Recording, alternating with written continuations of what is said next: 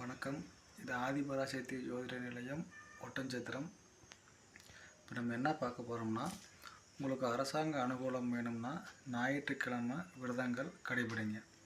உங்களுக்கு அதிர்ஷ்டங்கள் வேணும் அப்படின்னா திங்கட்கிழமை விரதங்கள் கடைபிடிங்க. உங்களுக்கு நிலம் அமையணும்னா, நிலம் வாங்கணும், நிலம் விற்கணும் அப்படின்னா செவ்வாய்க்கிழமை விரதத்தை கடைபிடிங்க.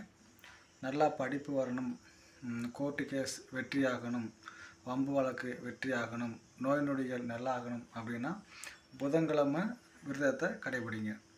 குழந்தை பாக்கியம், பொருளாதாரம் முன்னேற்றத்துக்கு வரணும்னா வியாழக்கிழமை விரதம் கடைபிடிங்க.